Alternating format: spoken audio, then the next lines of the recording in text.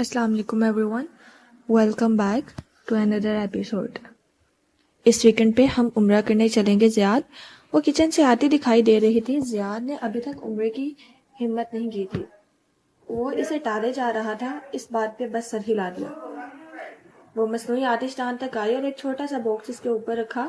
یہ ماہی کا آخری گفٹ تھا جو اس نے شادی سے پہلے مالا کو دیا تھا۔ وہ ماہی کے سارے گفٹس کھول چکی تھی سوائے اس ایک کے۔ اس نے ٹیپ اتاری اور وہ نفیس سا سیاہ سفید باکس کھولا، پھر اندر موجود شے نکالی۔ وہ جو میلون کی ایک سینٹڈ کینڈل تھی جو شیشے کے جار میں قید تھی۔ انگلش پیئرز اینڈ فریسیا کا فلیور اوپر درج تھا۔ اس نے سلور ڈھکن اٹھایا اور سفید موم کو سونگھا۔ اسے سینٹڈ کینڈلز کا اتنا تجربہ نہ تھا، بہرحال خوشبو اچھی تھی۔ وہ ڈھکن واپس بند کرنے والی تھی جس پہ کچھ نظر آیا۔ ایک چھوٹا سا اسٹکی نوٹ ڈھکن کے اندر کی طرف لگا تھا۔ Burn it when you feel alone, M۔ اس نے پتلیاں سکوڑ کے اس تحریر کو پڑھا۔ کیا یہ ماہی کی لکھائی تھی؟ لیکن اسے یاد نہ آیا۔ سیل فون کے دور میں وہ ایک دوسرے کو تحریری نوٹ کم ہی لکھتے تھے۔ خیر وہ مزید کچھ سوچتی، لیکن تب اسے احساس ہوا کہ کینڈل کے تینوں دھاگے سیاہ ہیں۔ ماہی نے اسے یقیناً ایک دفعہ جلایا تھا۔ اتنی مہنگی کینڈل کا تحفہ لے ہی لیا تھا تو اسے جلانے کی کیا ضرورت تھی؟ ماہی شاید اس کی خوشبو ٹیسٹ کرنا چاہ رہی ہوگی۔ اس نے مسکرا کے اس کا ڈھکن بند کیا اور اسے آتش دان پہ سجا دیا۔ فی الحال وہ تنہا تھی۔ ماہر فرید اپنے آفس میں بیٹھا تھا۔ خلاف معمول اس نے کوٹ پیچھے سٹینڈ پہ نہیں لٹکا رکھا تھا، بلکہ اسے پہنے ہوئے تھا۔ آج میز پہ کوئی کھلا لیپ ٹاپ، کوئی فائلز وغیرہ دکھائی نہ دیتی تھی۔ وہ کبھی کلائی پہ بندی گھڑی دیکھتا، کبھی دروازے کو، پھر اضطرابی انداز میں انگلیاں ایک دوسرے میں پھنسا لیتا۔ دفتن دروازہ دستک کے ساتھ کھلا۔ وہ تیزی سے اٹھ کھڑا ہوا۔ اگلے ہی لمحے اس کا جوش مان پڑ گیا۔ بربر فرید اندر داخل ہو رہا تھا۔ Hello brother. ایک کان میں بالی، کلائیوں میں بینڈز اور گھٹنوں سے پھٹی ہوئی جینز پہ جیکٹ پہنے وہ چوئنگم چباتے ہوئے مسکرا کے آگے آیا اور کرسی کھینچی۔ تم یہاں کیا کر رہے ہو؟ وہ بیزاری سے واپس بیٹھا۔ اپنے بھائی کی محبت میں اس سے ملنے آیا ہوں۔ ماہی نے زوردار آواز سے دراز کھولا اور محبت نامی چیک بک نکال کے سامنے رکھی۔ تیزی سے ایک رقم گھسیڑی، دستخط کیے اور شڑپ سے چیک کاٹ کے اس کی طرف بڑھایا۔ اب جاؤ۔ وائی بے، آج مجھے بھائی کی محبت اتنی آسانی سے کیسے مل گئی؟ چیک تھامتے ہوئے وہ حیران ہوا، پھر ایک دم چونکا۔ پہلے ماہر کو دیکھا اور پھر اس کی نگاہوں کے تعاقب میں دروازے کو۔ تم کسی کا انتظار کر رہے تھے؟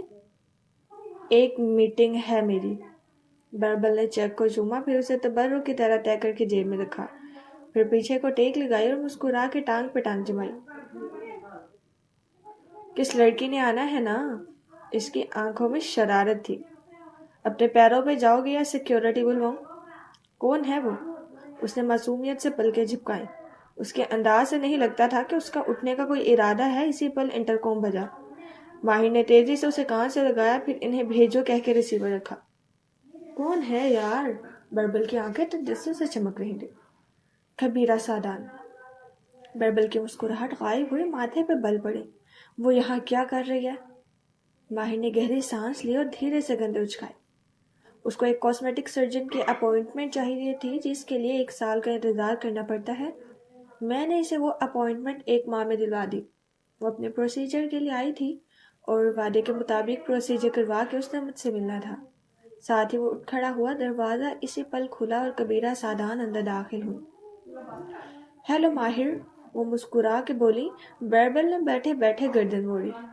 سیاہ جمپ سوٹ پہ لمبا وائٹ کے رنگ کا کوٹ پہنے، سن گلاسز ماتھے پہ چڑھائے کبیرہ بیگم ان کے سامنے کھڑی تھی۔ انہوں نے میک اپ نہیں کر رکھا تھا اور ان کے چہرے پہ کچھ مختلف تھا۔ ایک نظر میں بربل اندازہ نہیں کر سکا۔ تھینک یو تمہاری مدد کے لیے۔ وہ مسکرا کے سامنے آئی اور کرسی پہ بیٹھی۔ کوٹ نہیں اتارا، حالانکہ آفس اندر سے کافی گرم تھا۔ ویلکم۔ ماہر نے سر کو خم دیا۔ اس ملک نے ایک ہی چیز میں ترقی کی ہے اور وہ ہے کاسمیٹک سرجری۔ کیا لیں گی آپ؟ اس نے بیٹھے ہوئے انٹرکام اٹھایا۔ اس دوران بربل پتلیاں سکوڑے مشکوک نظروں سے کبیرہ بیگم کے چہرے کو دیکھ رہا تھا۔ ان کا خوبصورت گورا چہرہ بے داغ تھا۔ کیا مختلف تھا اس میں؟ میں صرف اس لیے آئی ہوں کیونکہ تم نے میری بات کا اعتبار کیا تھا۔ اب بتاؤ کیا پوچھنا چاہتے تھے تم آلیان کے بارے میں؟ وہ اپنی چمکدار آنکھوں کو چھوٹا کر کے ماہر کو دیکھ رہی تھی۔ بیربل کو انہوں نے جیسے دیکھا ہی نہیں تھا۔ کیسے ڈیتھ ہوئی تھی آلیان کی؟ آگ سے کسی نے اسے جلا دیا تھا۔ وہ چند دن ہسپتال میں داخل رہا، پھر اس کی موت واقع ہو گئی۔ ان کا چہرہ بے تاثر تھا اور آواز ہموار۔ پھر آپ کیوں کہتی ہیں کہ آلیان زندہ ہے؟ وہ آگے کو ہو کے بیٹھا، ہاتھ باہم پھنسائے بغور انہیں دیکھ رہا تھا۔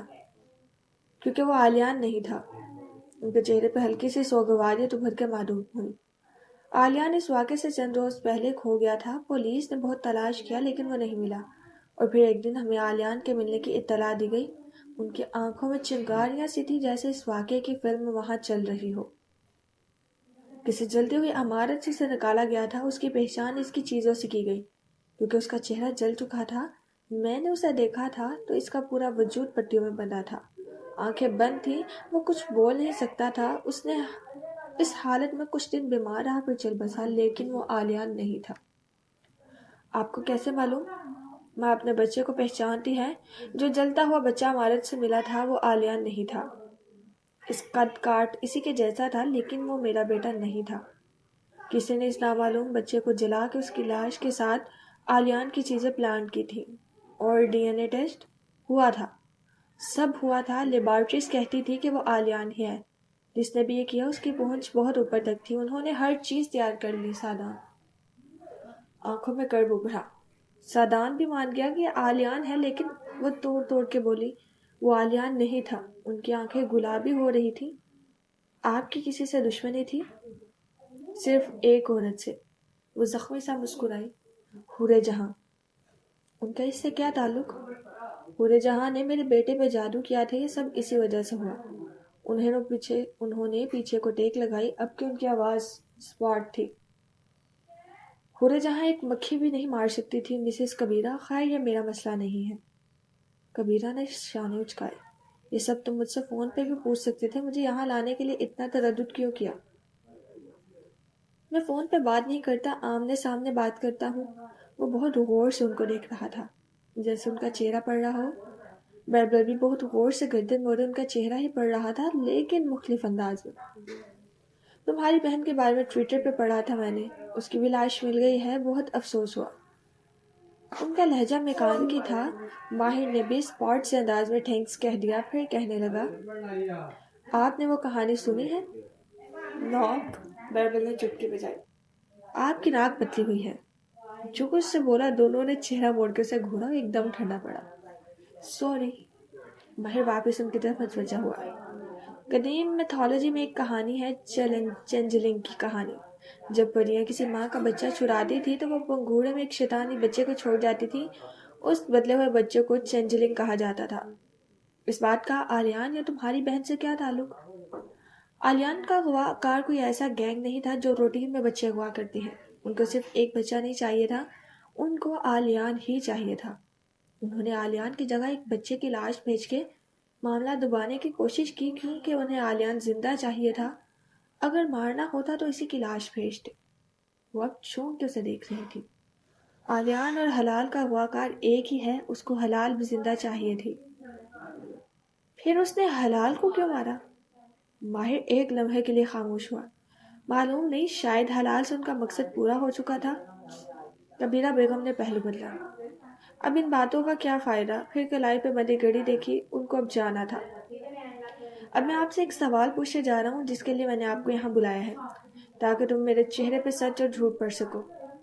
ماہر نے اس بات میں سر ہلایا۔ کبیرہ بیگم مسکرا دی۔ پوچھو۔ سادان صاحب کیسے ہیں؟ کبیرہ کو اس سوال کی توقع نہ تھی، حیرت سے ابرو اٹھایا۔ اس بات کا مطلب؟ جب میں آپ کے آفس آیا تھا تو میں نے وہاں آپ کے بچوں کی تصاویر دیکھی تھی، لیکن سادان صاحب ان تصاویر میں نہیں تھے۔ آپ کے خاندان والے کہتے ہیں کہ وہ بک ٹریول کرتے ہیں، اس لیے آپ کے ساتھ نظر نہیں آتے۔ آپ کی سسٹر نے مجھے بتایا تھا کہ وہ انگلینڈ میں ہوتے ہیں، لیکن وہ کہاں ہیں؟ کبیرہ بیگم کی مسکراہٹ اب انکا ہو چکی تھی، وہ تیز نظروں سے بس اسے گھورے جا رہی تھی۔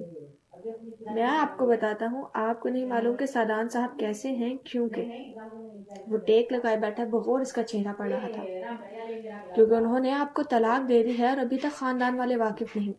وہ یقیناً دوسری شادی بھی کر چکے ہیں، لیکن آپ کی بیٹی کے مستقبل کی وجہ سے آپ لوگوں نے اس بات کا اعلان نہیں کیا۔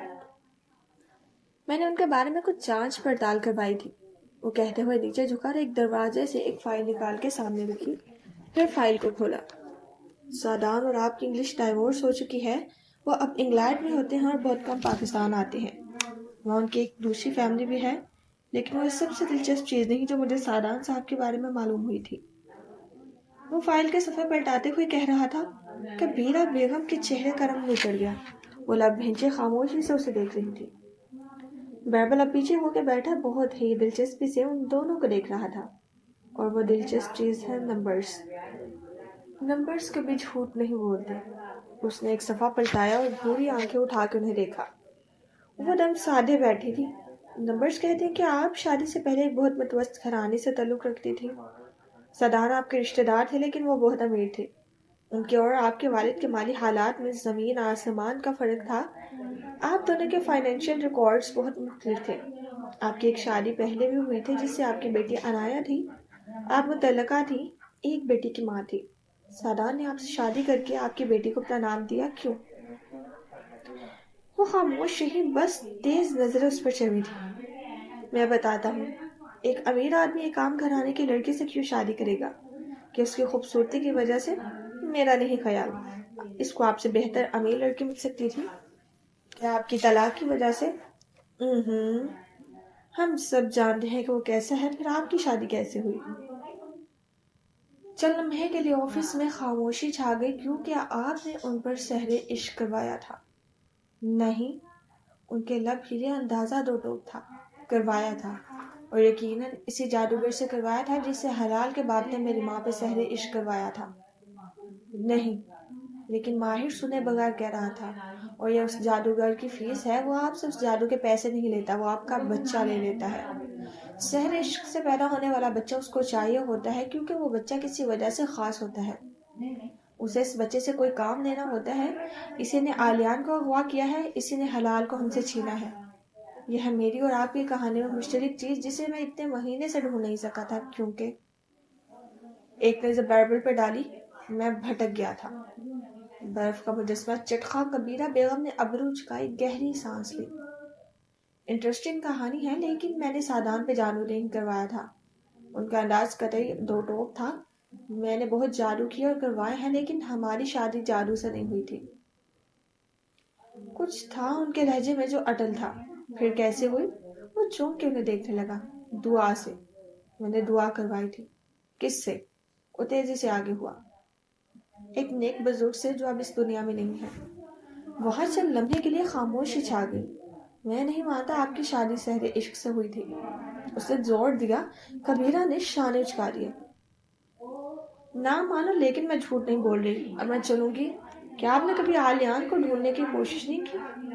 بیربل کھنکھارا، انہوں نے رخ موڑ کے تیزی سے اسے دیکھا۔ کی تھی، بہت کی تھی، لیکن وہ نہیں ملا، اور اب چاہتی ہیں کہ دنیا کی ہر ماں سے اس کا بچہ چھن جائے۔ آپ ایک سیڈسٹک انسان ہیں، سوشیوپیتھ، اور ایک دن آپ اپنی لگائی ہوئی آگ میں جل جائیں گی۔ ماہر سپاٹ لہجے میں کہہ رہا تھا، اور یہ پتلی سلیکون کی ناک آپ پہ بالکل سوٹ نہیں کر رہی۔ بیربل فرید نے لقمہ دیا۔ کبیرہ بیگم نے ہوں کہہ کے بیگ اٹھائے، ان دونوں پہ ایک اچھتی نظر ڈال کے دروازے کی طرف بڑھ گئی۔ کیا واقعی اس نے دعا کروائی ہوگی؟ میں کچھ کہہ نہیں سکتا۔ اس کے انداز سے لگتا تھا کہ وہ سچ بول رہی ہے، لیکن ایسا ممکن نہیں ہے۔ حلال اور آلیان میں ایک لین مواصلت ہے، کچھ ہے جو میں مس کر رہا ہوں۔ وہ گہری سوچ میں گم دکھائی دیتا تھا۔ بیربل نے بند دروازے کی طرف دیکھا جہاں سے کبیرہ بیگم گئی تھی۔ یہ کیوں چاہتی ہیں کہ ہر ماں اپنا بچہ کھو دے؟ کیونکہ غم ہر انسان کو مختلف طریقے سے چھوتا ہے۔ کسی کا بچہ کھو جائے تو وہ چاہتا ہے کہ ساری دنیا کی مائیں بانجھ ہو جائیں، اور کسی کا دل چاہتا ہے کہ اس جادوگر کو ایسی سزا دے کہ وہ کسی بھائی کی بہن نہ چھین سکے۔ غم انسان کے اندر شر یا خیر یا باہر لے آتا ہے۔ وہ ابھی تک اس بند دروازے کو دیکھ رہا تھا۔ ایسا کیا تھا جو وہ مس کر رہا تھا؟ اپارٹمنٹ کے کچن میں بیک ہوئے لزانیہ کی خوشبو پھیلی تھی۔ کشمالہ نے احتیاط سے بیکنگ ڈش اوون سے نکالی، اسے سلیب پہ رکھا، پھر دستانے والے ہاتھ سے فوائل اتار کے اس کی شکل دیکھی۔ وہ اچھا لگ رہا تھا، چہرے پہ مسکراہٹ اتر آئی۔ پھر اس نے بال درست کیے، فاختہ والا لاکٹ جو لباس میں چھپ جاتا تھا گریبان سے نکال کے سامنے کیا۔ خود پہ ایک آخری تنقیدی نظر ڈال کے وہ لزانیہ کی ڈش لیے باہر آ گئی۔ اس کا رخ اوپر والے فلور کی جانب تھا۔ مطلوبہ اپارٹمنٹ کے سامنے رک کے اس نے بیل بجائی. لبوں پہ مسکراہٹ تھی. چند لمحے بعد ہی دروازہ کھل گیا جیسے اسی کے انتظار میں تھی. کشمالہ مبین کو جدہ آنے کے بعد بالآخر مجھ سے ملنے کا وقت مل ہی گیا.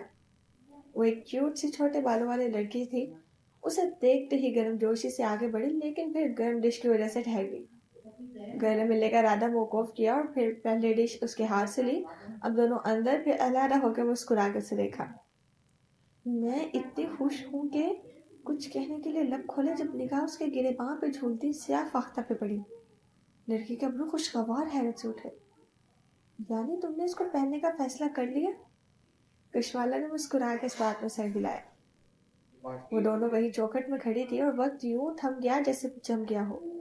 جیسے اس گرم شہر کو برف نے جما دیا ہو. ریت کے ذرے بھی برف ہو گئے ہوں. اور اس جمے ہوئے وقت کو یہیں روک کے ہم تمہیں چند برس پیچھے لے جائیں گے. ہماری کہانی شروع ہونے سے 3.5 سال پہلے. اوشن پہ اترنے والی وہ ایک ٹھنڈی سپہر تھی. نیلے اور سبز رنگوں سے سجا اوشن مہمانوں سے بھرا تھا. یہ کشمالہ کی سرپرائز برتھ ڈے جس میں اس کو اوشن میں آگ لگنے کا بتایا گیا تھا سے قریباً 6 ماہ بعد کا وقت تھا. اب اوشن پہلے سے زیادہ پرہجوم ہوتا. البتہ اس کی میز کرسی وہیں ہوتی تھی. بوگن ویلیا کی چھاؤں میں دیوار کی اوٹ میں رکھی میز جس پہ بیٹھ کے وہ خوشگوار موسم میں کام کیا کرتی تھی. اس کے چہرے کے دانے اب بہت کم ہو چکے تھے. اس کے بال قدرتی لمبے تھے جن کو اس نے فرنٹ چوٹی میں باندھ رکھا تھا اور ایک لٹ گال سے ٹکرا رہی تھی. سبز آنکھیں دھوپ سے سنہری لگ رہی تھی. کان، گردن اور انگلیاں کسی قسم کے زیور سے خالی تھی. لیپ ٹاپ اسکرین پہ اس کے سامنے ایک بزنس پلان کھلا تھا. بوتیک بیکری کا پلان. وہ بار بار کچھ ٹائپ کر کے مٹا دیتی. دفتر اس نے گردن موڑ کے برآمدے میں رکھی اس میز کو دیکھا جو فی الوقت خالی تھی اور اس پہ ریزروڈ کا سائن لکھا تھا. 6 ماہ پہلے اسی میز پہ بیٹھے ایک گھنگریالے بالوں والے نوجوان اور سفید بالوں والے بوڑھے آدمی کی بات سے اس کو بیکری کا آئیڈیا آیا تھا. آج یہ صاحب نہیں آئے؟ اس نے پاس سے گزرتے ایک ویٹر کو پکارا. ویٹر نے خالی نظر میز کو دیکھا پھر حیرت سے کندھے اچکا دیے. پتہ نہیں، ویسے مالک صاحب ہر روز اس وقت تک آ جاتے ہیں. شاید واپس قطر چلے گئے ہوں. اس نے خود ہی اپنی نفی کی. نہیں، انہوں نے پورے 1 ہفتے کے لیے میز بک کروائی تھی. ابھی ان کے جانے میں 2 دن ہیں. اس سفید بالوں والے آدمی کا نام مالک تھا لیکن انگریزی میں ان کا نام لکھے جانے کے باعث وہاں کے لوگ ان کو ملک اور مالک دونوں کہتے تھے. ان سب کو بس اتنا معلوم تھا کہ وہ قطر کا ایک امیر بوڑھا ہے جس کا ریل اسٹیٹ کا کاروبار بہت سے ملکوں میں پھیلا ہے. وہ ہر چند ماہ بعد اسلام آباد آتا تھا اور یہاں لازمی آتا. وہ کسی سے مخاطب نہیں ہوتا تھا. بس ایک روبوٹ کی طرح بیٹھ کے لیپ ٹاپ پہ کام کرتا. کوکونٹ ملک کافی پیتا اور بھاری ٹپ دے کر چلا جاتا. آج نہ جانے ابھی تک کیوں نہیں آیا تھا. پھر اس کی نگاہ برآمدے کے دوسرے سرے پہ رکھی میز تک گئی. وہاں ایک چھوٹے بالوں والے لڑکی بیٹھی کھٹاکھٹ لیپ ٹاپ پہ ٹائپ کیے جا رہی تھی.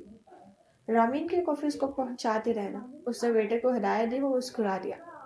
جی میم، اب تک سب جان چکے ہیں کہ ہماری رائٹر صاحبہ آپ کے والد کے دوست کی بیٹی ہیں اور جب تک ان کی کتاب ختم نہیں ہوگی ان کی ٹائپنگ کی کھٹ کھٹ ہمیں سننی پڑے گی. رائٹر نہیں ہوں میں، شاعرہ ہوں، شاعرہ. لڑکی نے سر لیپ ٹاپ سے اٹھائے بغیر پکار کے کہا. ویٹر نے گڑبڑا کے اس طرف دیکھا. جلدی سے وہاں سے غائب ہو گیا. مالا البتہ ہنس دی. کیسی ہیں ہماری شاعرہ؟ وہ اٹھ کے اس کے پاس چلی آئی. رامین نے انگلیاں بام پھنسا کے بازو لمبے کیے.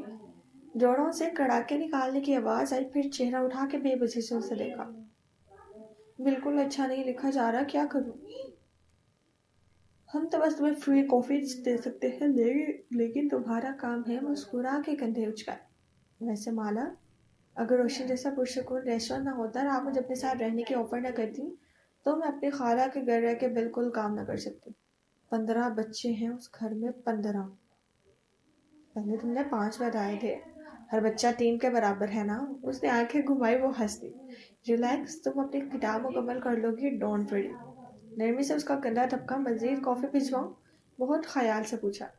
رامین نے معصوم سے پلکیں جھپکائی. اب تو مجھے بھی لگنے لگ گیا ہے کہ میں فری کافی کے لیے یہاں آتی ہوں. ویسے آپ کتنی اچھی اور مہربان ہیں. پہلے کپ کا بل ہم تم سے ہمیشہ وصول کرتے رہیں گے تمہارے اس مکھن کے باوجود. اس کے بعد کے سارے کپ فری ہیں. رامین ہنستی. پھر گردن اونچی کر کے خالی میز کو دیکھا. وہ سڑے ہوئے صاحب آج نہیں آئے؟ اس وقت تک آ جاتے ہیں. مالا نے لا علمی سے کندھے اچکا دیے. غیر شعوری طور پر اسے بھی انہی کا انتظار تھا. ایک عادت سی ہو گئی تھی. Hello pimples. ایک آواز نے اسے چونکا دیا. وہ ایڑیوں پہ گھومی. پھر سامنے سے آتی لڑکی کو دیکھ کے مبہوت رہ گئی. وہ مسکراتی ہوئی لڑکی اگر اس کے چہرے کو کم عمر کر دو، بالوں کو سیاہ کر کے گلابی ہیئر بینڈ لگا دو اور اسکول یونیفارم پہنا دو تو ایک لمحہ بھی نہیں لگا تھا اس کو پہچاننے میں۔ ہیلو علیزہ، وہ اسے سنجیدگی سے بولی۔ علیزہ نامی لڑکی نے سلک کا لمبا گاؤن پہن رکھا تھا، ہائی ہیلز، کلائیوں، کانوں اور انگلیوں میں دمکتے ہیرے۔ وہ اچھے حال میں لگتی تھی۔ میرے ہسبینڈ نے اس ریسٹورانٹ کی بہت تعریف کی تھی، لیکن مجھے اندازہ نہیں تھا کہ یہ تمہارا ہوگا۔ کیسی ہو؟ وہ عین مالا کے سامنے آ رکی اور رامین اپنے لیپ ٹاپ سے چہرہ اٹھائے ان دونوں کو دیکھ رہی تھی۔ اچھی ہوں، مالا مسکرا تک نہیں۔ علیزہ نے اس کے چہرے کے دانوں کو دیکھا، تقریباً پہلے جیسے ہو، تھوڑے سے دانے کم ہوئے ہیں۔ رامین کو ماتھے پہ بل پڑے۔ یہ کون ہے مالا؟ تیز نظروں سے اسے گھور کر پوچھا۔ یہ ایک واش تھیف ہے، اس نے میرے اسکول میں سر ستار کی گھڑی چڑائی تھی۔ میں جانتی تھی لیکن اس وقت میں کسی کو بتا نہیں سکی۔ نتیجتاً ایک گیٹ کیپر شکور کو نکال دیا گیا۔ رشوالہ مبین بس سنجیدگی سے بولی۔ البتہ علیزہ کی رنگت بدلی، ماتھے پہ سلوٹے ہوئے۔ How dare you! بیٹھو علیزہ اور کچھ کھاؤ پیو، وہ کہہ کے آگے بڑھ گئی۔ علیزہ جو غصے سے بہت کچھ کہنے والی تھی رک گئی، ادھر ادھر دیکھا، پھر مسکرا کے گہری سانس لی، خود کو نرم کیا اور لون کی ایک مرکزی کرسی پہ جا کے بیٹھ گئی۔ وہ اندر آئی تو قدرے پریشان لگتی تھی۔ فرنٹ ڈیسک کے پاس رکی، وہاں موجود نوجوان نے بغور اس کا چہرہ دیکھا۔ خیریت میم، ایک مشکل مہمان ہمارے ریسٹورینٹ میں اس وقت موجود ہے۔ ایسے مہمان اپنے ساتھ مشکلیں لاتے ہیں۔ وہ اس نے اضطرابی انداز میں انگلیاں مروڑی۔ اسی پل رامین اندر آتی دکھائی دی، اس کے ابرو خفگی سے تنے ہوئے تھے۔ آپ نے اس کو اپنے چہرے کے بارے میں یہ کہنے کی اجازت کیسے دی مالا؟ ایک لگا دیتی ہے رکھ کے۔ تم نے اس کی حالت نہیں دیکھی؟ مزید کیا برا کروں اس کے ساتھ؟ رامین نے حیرت سے گلاس وال کے باہر دیکھا جہاں وہ لان میں بیٹھی دکھائی دے رہی تھی۔ قیمتی لباس، برانڈڈ بیگ، ہیرو اور نگینے پہنے ہوئے خوبصورت لڑکی تھی۔ اچھی بھلی حالت ہے اس کی، قابل ترس ہے وہ رامین۔ گریجویشن کے دوران اس نے ایک شادی شدہ امیر آدمی کی طلاق کروا کے اسے شادی کی۔ ڈگری مکمل نہیں کی بلکہ اپنی ساری توانائی اس آدمی کا دل جیتنے پہ لگا دی۔ پھر اس نے اپنے جسم کو ان چیزوں سے سجانا شروع کیا جو اس کے شوہر کی وجہ سے اسے ملی ہیں۔ اس کا اپنا کچھ بھی نہیں ہے۔ رامین منہ کھولے اسے دیکھ رہی تھی۔ وہ خبرنامہ پڑھنے کے انداز میں بتا رہی تھی، اور شوہر بھی ایسا جو اس کو اپنے ساتھ ڈرگز کرنے پہ مجبور کرتا ہے، نہ کرے تو اس کو مارتا ہے، پھر اس کے پیروں میں گر کے معافی مانگتی ہے، پھر دونوں کی صلح ہو جاتی ہے اور یہ سائیکل کبھی ختم نہیں ہوتا۔ آپ کو کیسے معلوم؟ فیس بک، اس نے شان اچکا۔ پہلے وہ اس کے ساتھ ڈرگز کرنے کی ویڈیو لگاتی تھی، پھر شوہر اس کو مارتے اس کی ویڈیو بنا کے لگاتا تھا۔ صلح کے بعد دونوں ویڈیوز ڈیلیٹ کر دیتے ہیں اور وہ دونوں میاں بیوی شہر کے ایلیٹ کے لیے ایک ہاٹ گوسپ ہے۔ اس کی ہمیشہ سے یہ فینٹیسی تھی کہ کوئی مرد اس کے لیے ہیرے لائے، تو اس کو وہ مل گیا۔ میں اس سے کیا لڑوں، اس کی حالت پہلے ہی قابل ترس ہے۔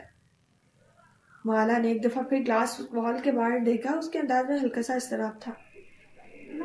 آپ پریشان کیوں ہیں؟ کیونکہ مشکل مہمان اپنے ساتھ بہت سے مشکلات لاتے ہیں۔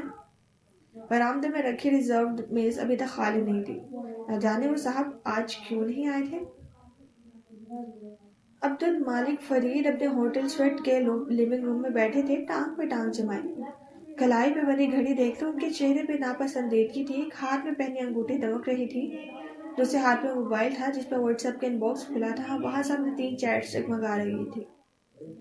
عشا فرید، اس نے چیٹ کھولی اور تازہ ترین آڈیو میسج کھولا۔ بابا، میں تنگ آ گئی ہوں پرویز کے گھر والوں سے، ہر وقت مجھے آگے طویل شکایتیں تھیں۔ انہوں نے افسوس سے سر جھٹکا اور دوسری چیٹ کھولی جس پہ فائر لکھا تھا۔ بابا، آپ نے جواب نہیں دیا۔ اس زہر مزید اسکاٹ لینڈ یارڈ کی نوکری نہیں کر سکتا، اس کو اپنا کچھ کرنا ہے۔ کیا آپ اس کے لیے فریڈ ہولڈنگ میں کوئی جگہ نہیں بنا سکتے؟ مالک فرید کے ماتھے پہ بل پڑے، انہوں نے جواب دیے بنا اگلی چیٹ کھولی۔ زارا، بابا پلیز ماہر سے بات کریں۔ اس کی آواز روتی ہوئی تھی۔ وہ آج کل مجھ سے ٹھیک سے بات نہیں کرتا، ملتا بھی نہیں ہے، وہ عجیب سا ہو گیا ہے۔ بابا، مجھے لگتا ہے وہ کسی سے ملنے جاتا ہے۔ انہوں نے اکتا کے چیٹ بند کی، اس پیغام کو پورا سننا نہیں چاہتے تھے۔ چند لمحے افسوس بھری نظروں سے ان تینوں چیٹس کو دیکھتے رہے۔ دفعتاً دروازہ کھلا۔ وہ گہری سانس لے کر اٹھے اور دروازے تک گئے، پھر جیسے بہت برداشت کر کے اسے کھولا۔ چوکھٹ پہ رابیل کھڑی تھی، پرس کوہنی پہ ڈالی، اٹھی گردن مگر ویران چہرے والی رابیل مالک کو دیکھ کے سوگواریت سے مسکرائیں۔ انہوں نے راستہ چھوڑ دیا۔ تم یہاں کیوں آئی ہو رابیل؟ وہ واپس اپنے صوفے میں بیٹھ گئے اور رابیل سامنے رکھی اونچی کرسی پہ براجمان ہو گئی۔ وہ آنکھیں چھوٹی کی ان کا چہرہ پڑھنے کی کوشش کر رہی تھی۔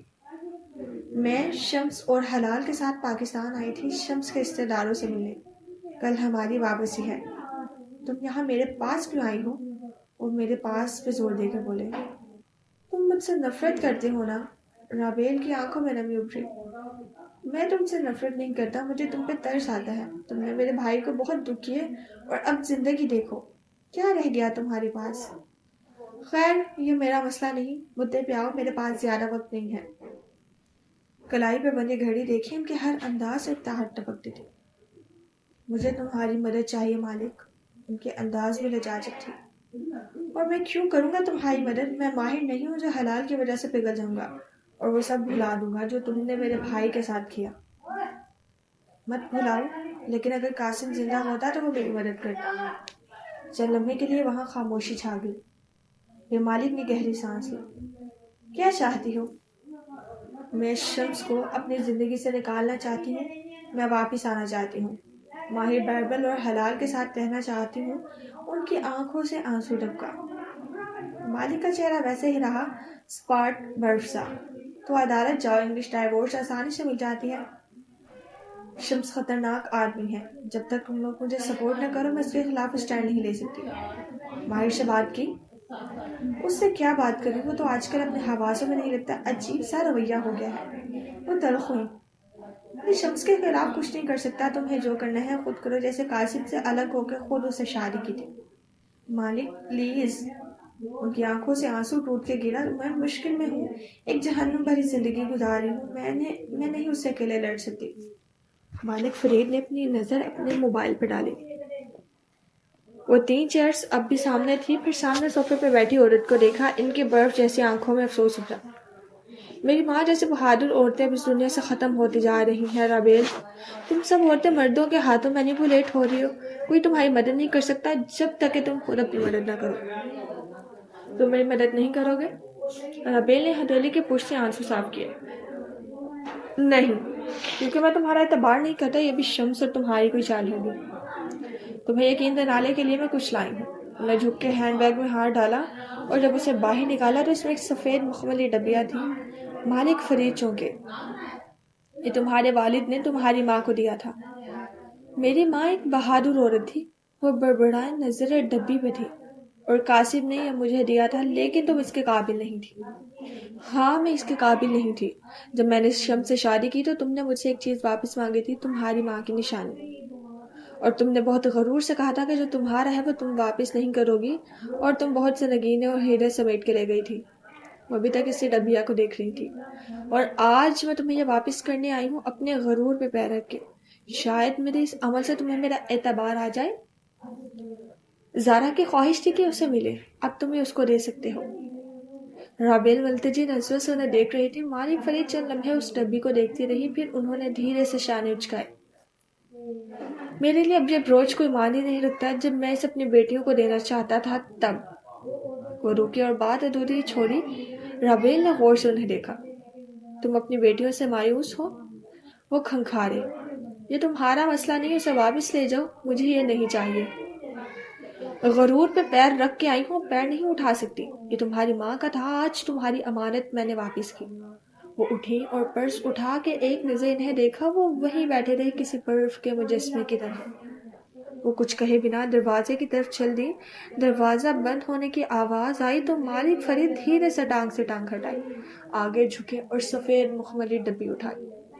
برف جیسے چہرے پہ بہت سے جذبات ابھرے۔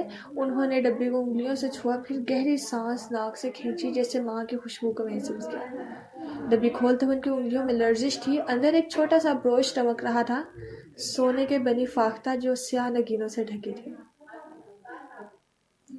وہ ایک سرمئی رنگوں میں سجا آفس تھا۔ بڑی میز کے پیچھے خالی کرسی رکھی تھی۔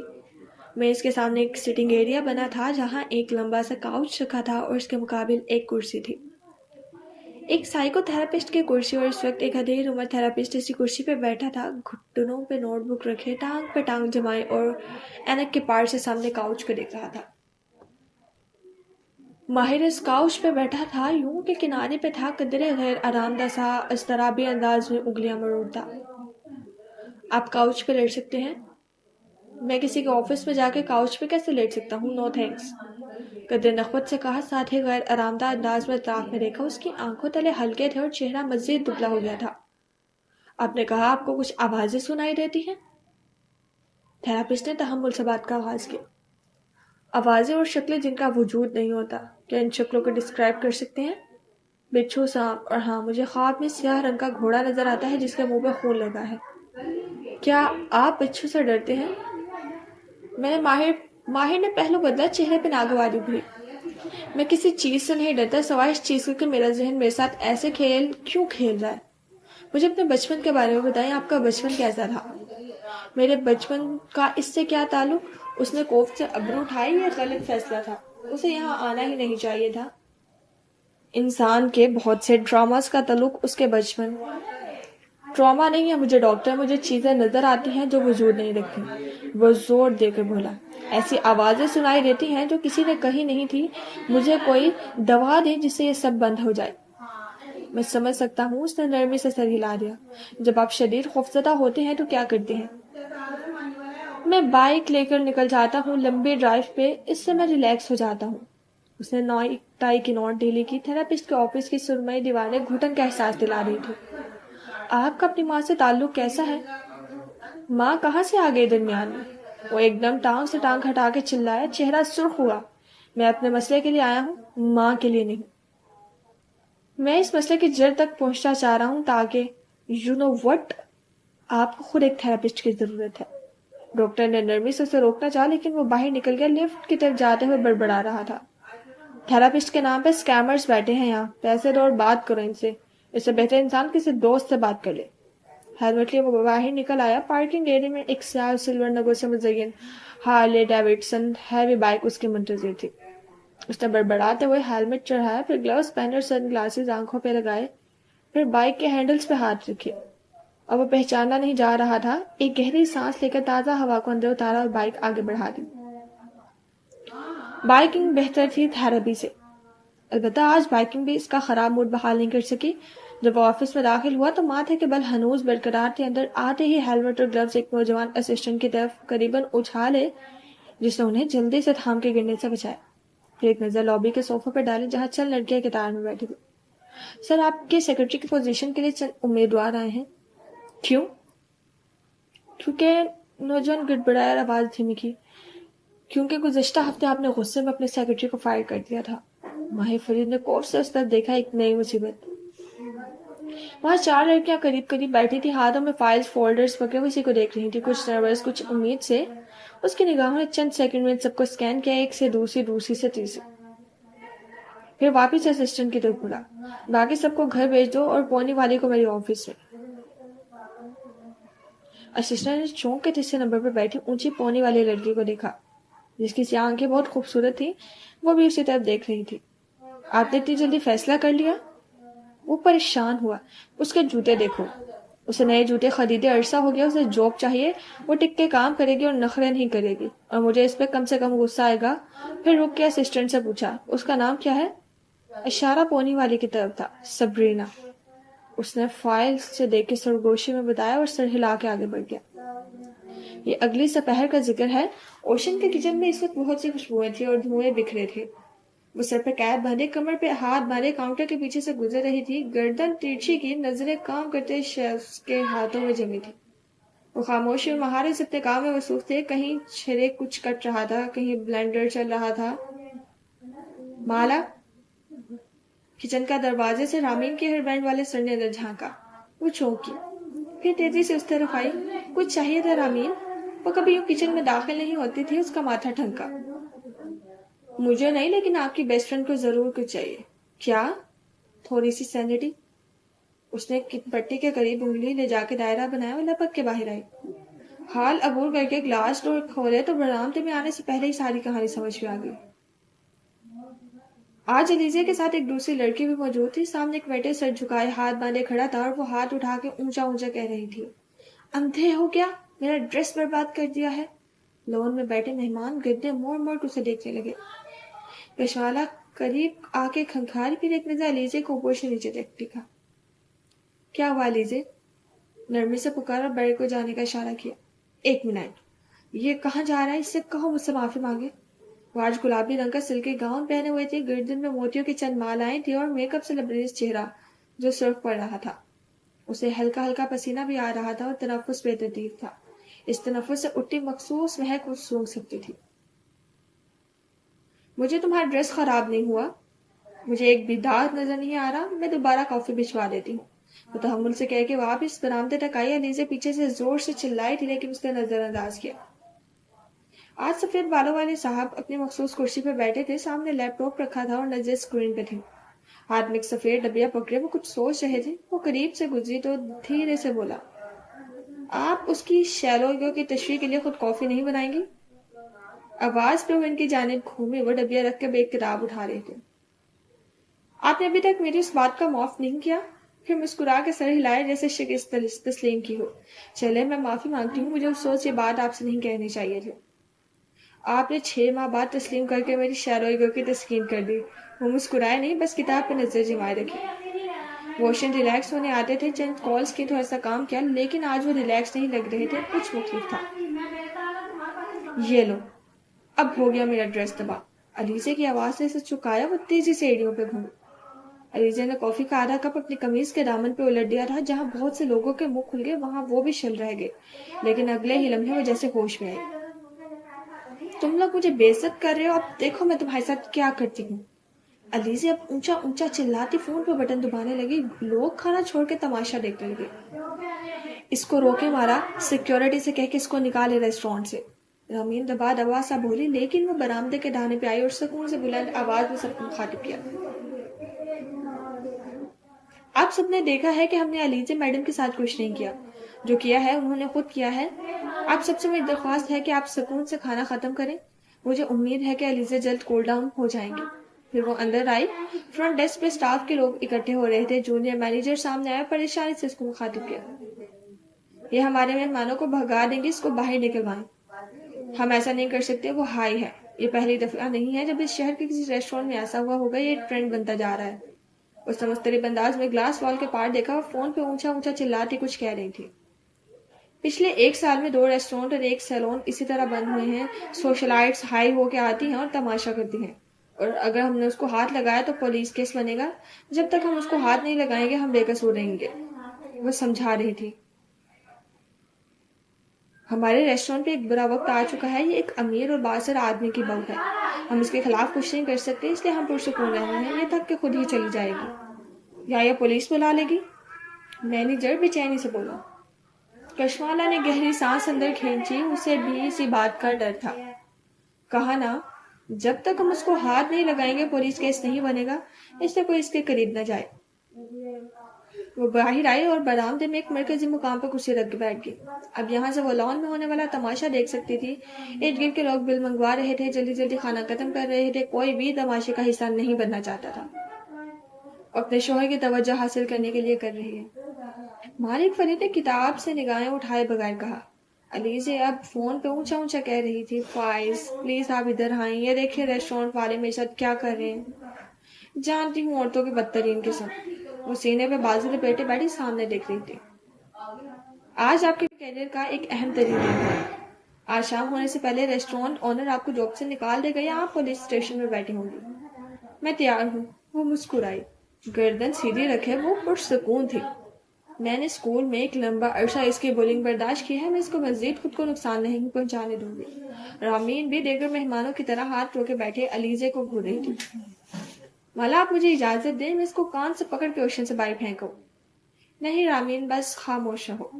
वो अभी तक अपने शोहर के साथ फोन पे लगी थी। फिर उसने मोबाइल रखा और फखरिया इन सबको देखा। मेरा शोहर पुलिस लेकर आ रहा है। साथ ही उसने सेलफोन कैमरा ऑन किया। अब मैं तुम सबको पूरी दुनिया में बदनाम करूंगी। उसने वीडियो कैमरा ऑन कर दिया। अगले चंद मिनट में ओशन खाली हो चुका था, सिवाय स्टाफ के जो बरामदे में कतार में खड़ा था। रामीन और मालिक साहब के सिवा सब जा चुके थे। अली से अब लॉन में चक्कर काट रही थी। उसका शोहर अभी तक नहीं पहुंचा था। किसी ने जहीर को इत्तला कर दी थी। वो अमेरिका गया हुआ था। औकात में दिन रात का फर्क था। फिर भी वो मुसलसल कॉल किया जा रहा था, लेकिन माला उसकी कॉल नहीं उठा रही थी। जहीर को ग्राउंड पे होने वाली सिचुएशन का अंदाजा नहीं था। इस वक्त जो फैसला करना था उसे करना था। آپ پھنس چکی ہیں۔ سفید بالوں والے صاحب اپنی کتاب رکھ کے اس کی طرف متوجہ ہوئے جو اسی طرح بیٹھی تھی۔ جانتی ہوں لیکن میں اس کو تھکانا چاہتی ہوں۔ وہ سینے پہ بازو لپیٹے اس کی طرف دیکھ رہی تھی۔ اس کے اعصاب تنے ہوئے تھے اور چہرہ سپاٹ۔ وہ ہر چند منٹ ایک گہری سانس اندر کھینچ کے باہر نکالتی اور اعصاب ڈھیلے ہونے لگتے۔ وہ نہیں تھکے گی، انہوں نے تبصرہ کیا۔ دفتر علی سے دوڑ کے دروازے کی طرف گئی۔ اس کا شوہر اندر داخل ہو رہا تھا، فون ہاتھ میں لیے وہ حیران پریشان بھی تھا اور غصے میں بھی۔ میں ان سے بات کرتا ہوں۔ اٹھنے لگے تو مالا نے چھوک کے گردن اٹھائی۔ میں اپنی لڑائی خود لڑ سکتی ہوں، آپ کو درمیان میں پڑنے کی ضرورت نہیں ہے۔ یہ فائز ہے، میں اس کی فیملی کو جانتا ہوں، یہ میری بات سن لے گا۔ زینے اتر کے وہ لون تک گئے۔ رامین تیزی سے اس کے کندھے کے پیچھے آ کھڑی ہوئی۔ وہ اضطراب سے انگلیاں مڑو رہی تھی، زیر لب علیزے کو بہت ذل بات سے بھی نواز رہی تھی۔ سفید بالوں والے صاحب اب علیزے کے شور سے بات کر رہے تھے۔ وہ روتی ہوئی علیزے کو کندھے سے لگائے مسلسل نفی میں سر ہلائے ہوئے کچھ کہہ رہا تھا۔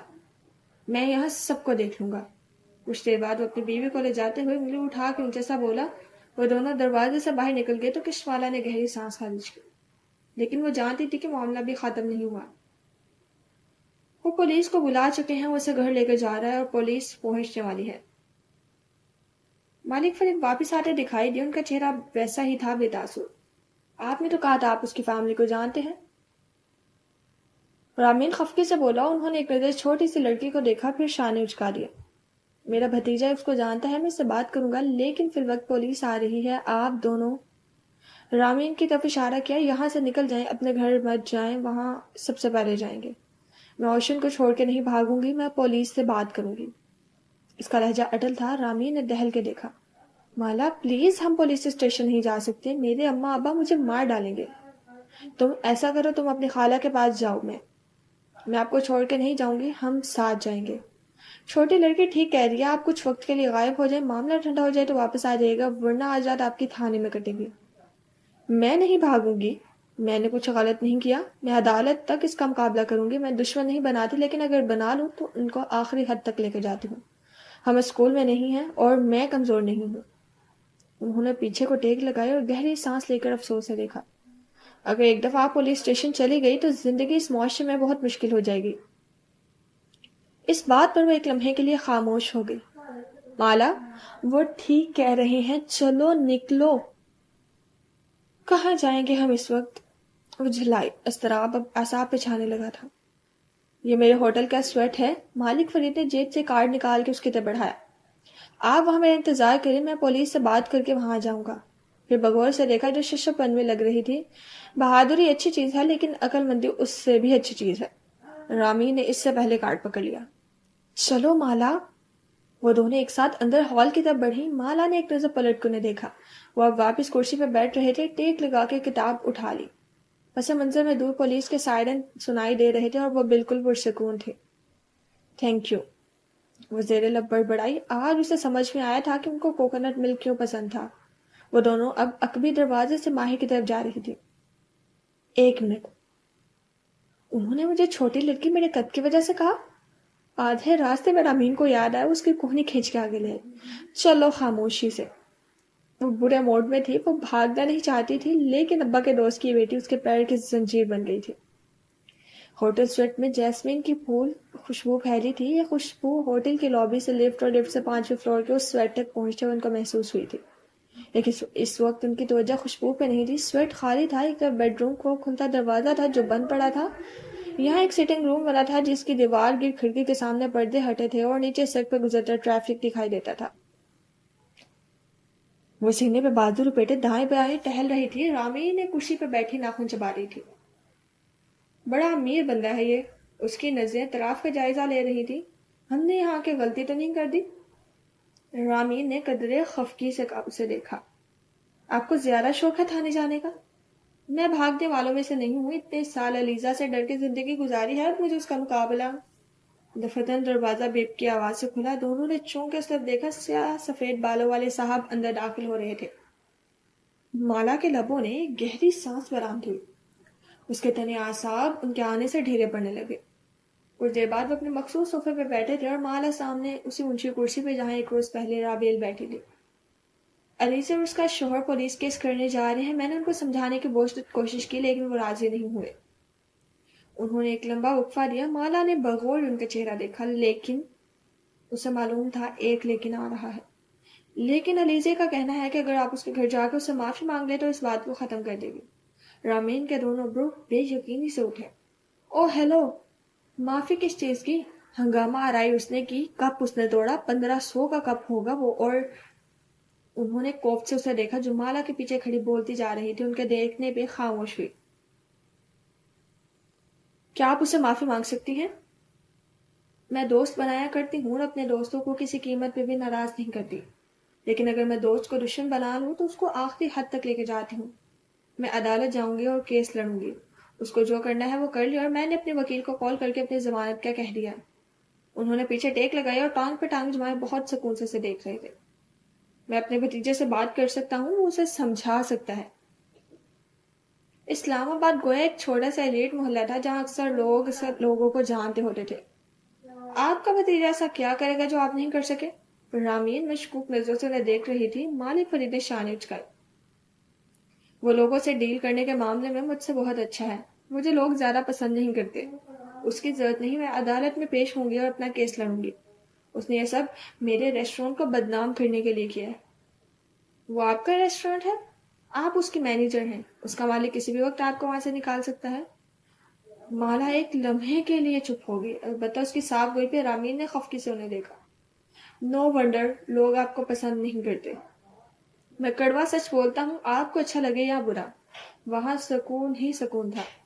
آپ خود کو اگر ریسٹورینٹ سے علیحدہ کر لیں تو اس معاملے سے نکل سکتی ہیں. وہاں کے سٹاف کو ڈیل کرنے دیں. جانتی ہوں وہ میرا ریسٹورینٹ نہیں ہے، لیکن میں اپنے ورک پلیس سے وفاداری نبھانے کے قائل ہوں. وہ ریسٹورینٹ میرے پاس ظہیر کی امانت ہے. میں اس پہ آنچ تک نہیں آنے دوں گی. اونٹی گردن کے ساتھ کہہ رہی تھی. وہ خاموشی سے اسے دیکھے گئے. آپ کا شکریہ اس سب کے لیے جو آپ نے ہمارے لیے کیا.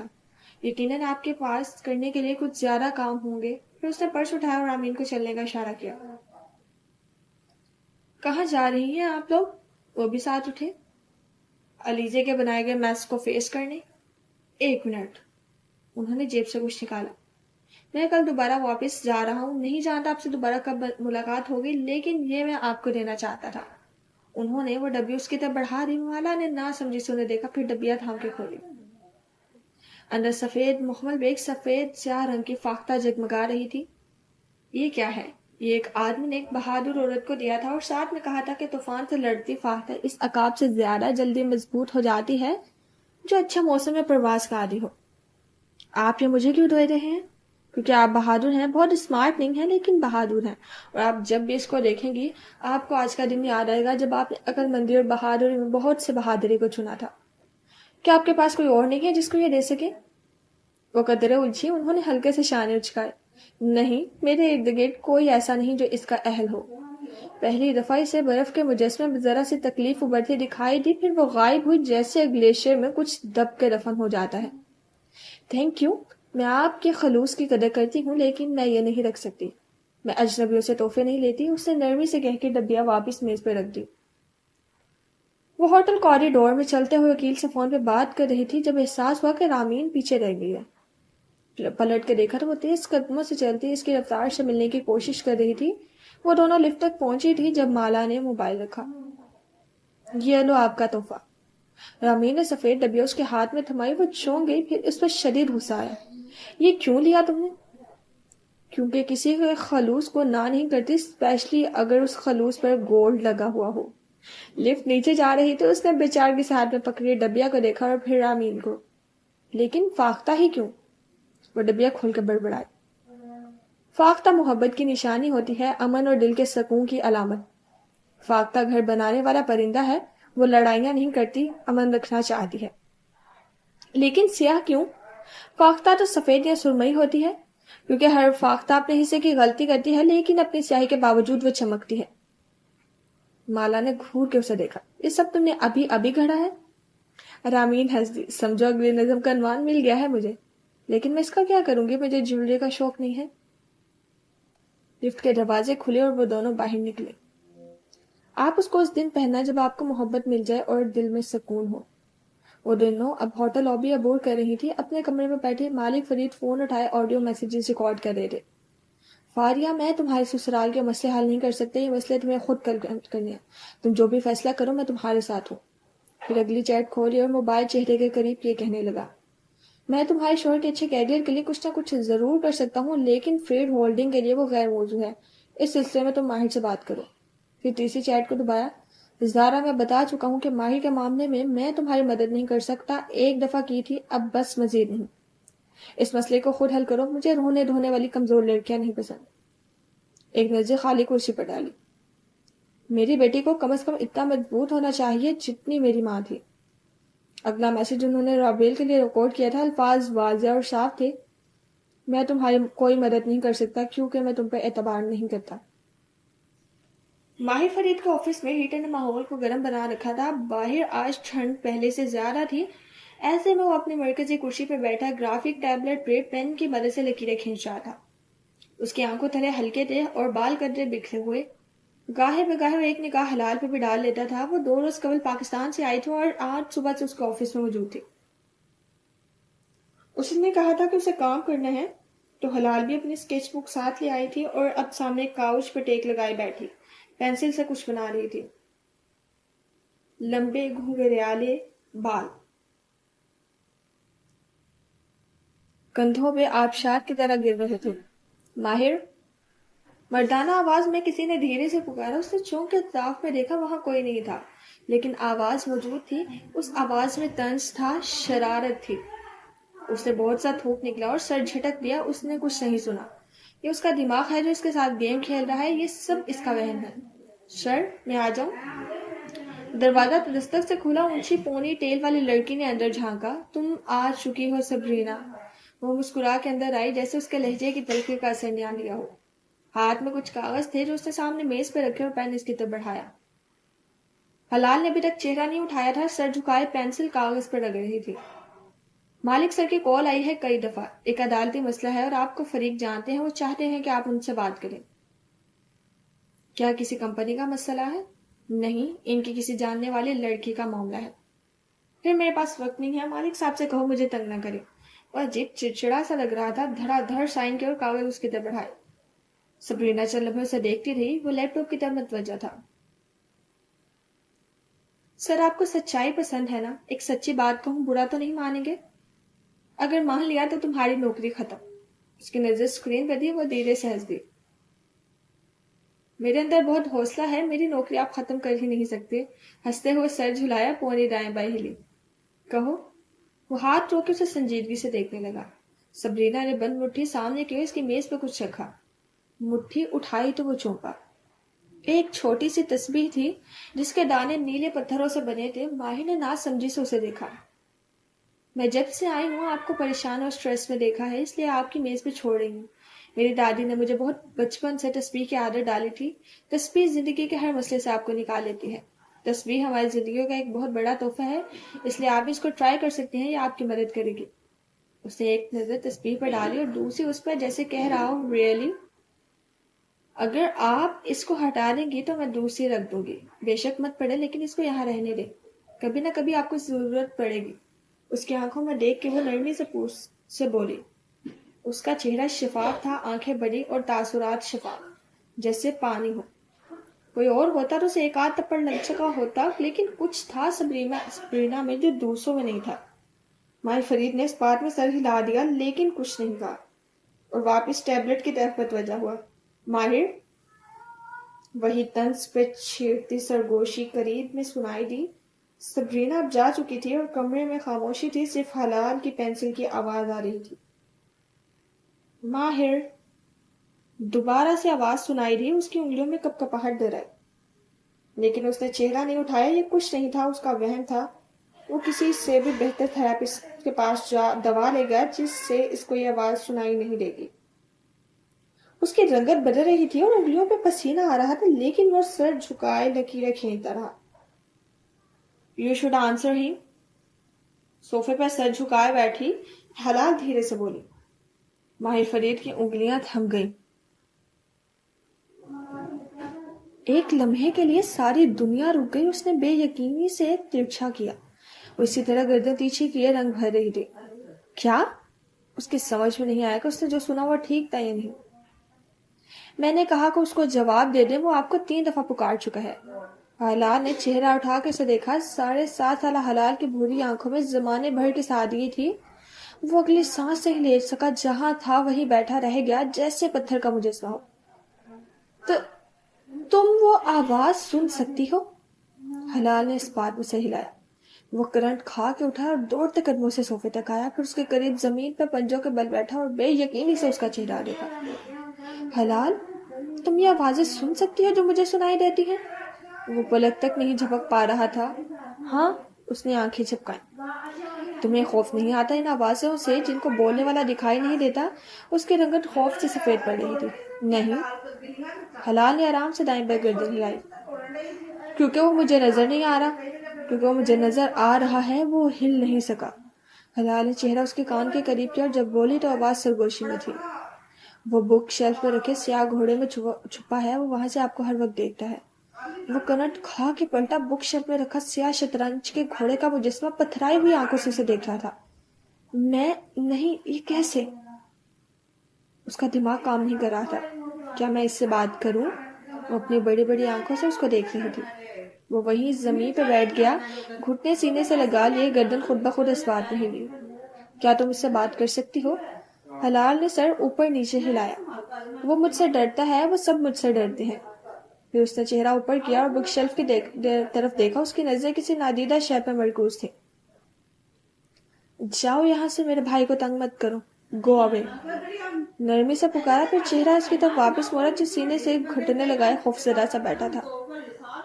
وہ چلا گیا ہے، آپ اس گھوڑے کو پانی میں پھینک دو۔ اس نے واپس کلنگ بک اٹھا لی۔ کیوں؟ کیونکہ وہ گرم ہے، پانی میں ٹھنڈا ہو جائے گا۔ وہ اب سر جھکائے رنگ بھر رہی تھی۔ اسکیچ بک پہ ایک ٹاور بنا تھا جس کے اوپر کھڑکی میں رپنزل کھڑی تھی، اس کے لمبے بال ٹاور سے نیچے لٹک رہے تھے۔ تمہیں یہ سب کیسے معلوم ہے حلال؟ وہ سنجیدگی سے پوچھا تھا، رنگ بدستور اڑی ہوئی تھی۔ حلال شمس نے بھوری نگاہیں اٹھا کے اسے دیکھا، پھر وہ دھیرے سے مسکرائی اور ہلکے سے کندھے اچکائے۔ I don't know. چہرہ جھکا کے وہ اب رپنزل کے بالوں میں رنگ بھرنے لگی۔ اس نے رپنزل کے بال گھنگریالے بنائے تھے۔ موجودہ حال: جدہ، منطقہ مکہ۔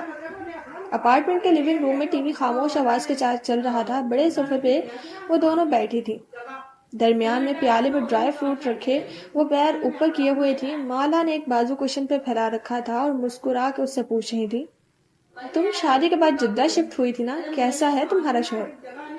بس ٹھیک ہی ہے۔ رامین نے بدمزگی سے چائے کا کپ منہ سے لگایا۔ بس میرا پاکستان میں جو سسرال ہے نا، اس کو خوش کرنے کے چکر میں لگا رہتا ہے۔ میری نند ہر وقت اس کوشش میں ہوتی ہے کہ میرا ہر دن سپوائل کر سکے۔ ہر وہ چیز جو مجھے خوش کرے اس کو لوگ خراب کر دیتے ہیں۔ اوپر سے سارا سسرال ناراض ہے کہ میں یہاں کیوں رہتی ہوں، پاکستان میں کیوں نہیں۔ بھائی میری شادی میرے شوہر سے ہوئی ہے یا اس کے گھر والوں سے؟